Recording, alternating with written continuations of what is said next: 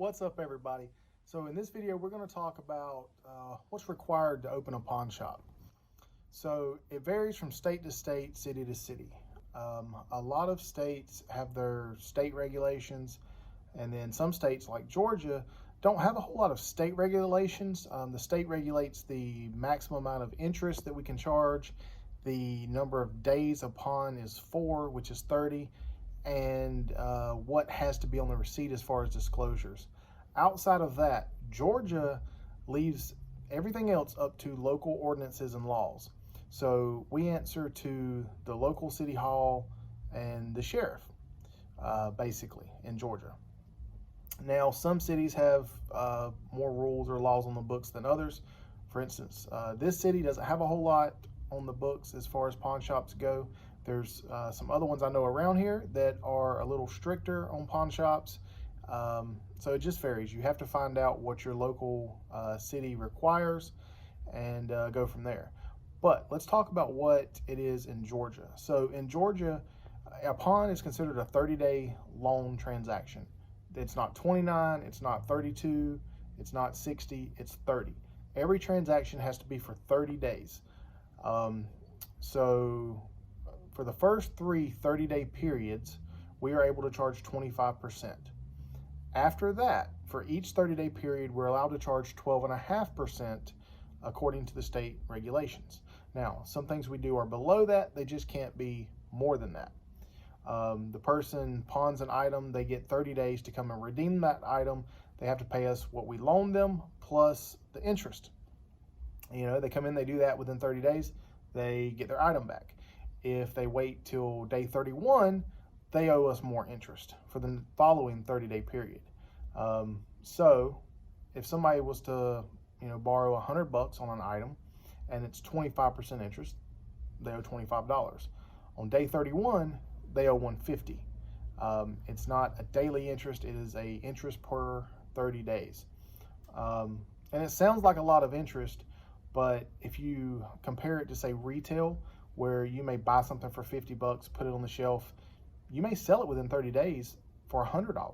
So you've just doubled your money, whereas with pawns, you're only making 25%. So when you talk about being a smaller operation, and it'd be different if you were doing like millions of dollars in loans, but you don't really do that at pawn shops, not smaller pawn shops anyway. So the interest is pretty much where it needs to be profitable and to make it worthwhile for pawn shops to exist. And there's a lot of loans that we do that are smaller loans, so 50, 60 bucks. People are not going to be able to go into a bank and borrow 60 bucks.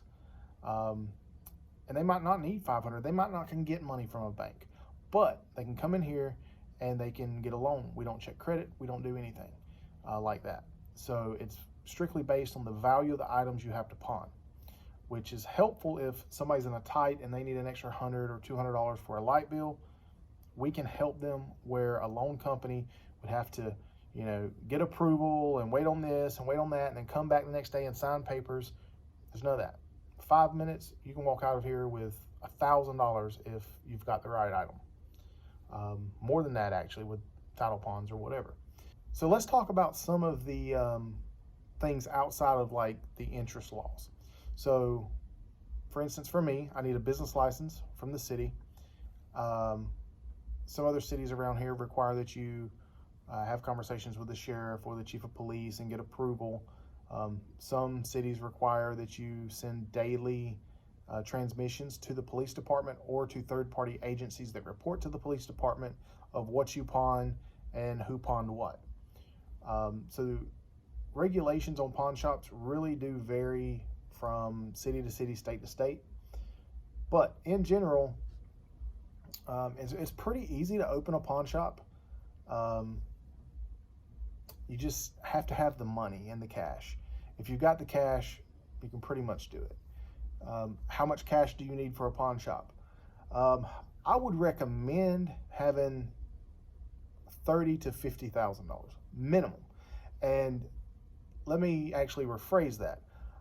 You need $30,000 to $50,000 to loan out, plus whatever your opening expenses are. So let's just say it cost me $10,000 to open the store. That's rent, lights, water deposits, light deposits, all the displays, the shelving, all of that good stuff, right? If that cost me $10,000, or cost you $10,000, you should have at least another $30,000 to $50,000 that can be dedicated to loaning out money. And you'll probably need about $10,000 in inventory. You'll be surprised at the number of people that will come into a pawn shop wanting to buy stuff, not just pawn stuff. I actually have more customers coming in wanting to buy and spend money with me than I do people wanting to pawn items. So, that's probably a surprise to most people. But most people that come in here want to buy stuff, not pawn stuff. Now, that may change, as the economy changes, but as of right now, that's the way it is. I have a lot more people coming to buy versus pawn. So I have to try to find stuff from outside of my store to sell in my store. Hence why we added Red Cat. We added cell phones, which, you don't really get those pawned, but that's additional revenue streams. And in any business, if you can add revenue streams that go along with what you're already doing, you're increasing your average customer value, your average income per customer, you're going to win. I think it's Russell Brunson who says that whoever can spend the most on getting a customer wins. That's pretty much true. And with me, I can give them a pawn. I can sell them used merchandise, that has been pawned that's now for sale. I can sell them a Red Cat.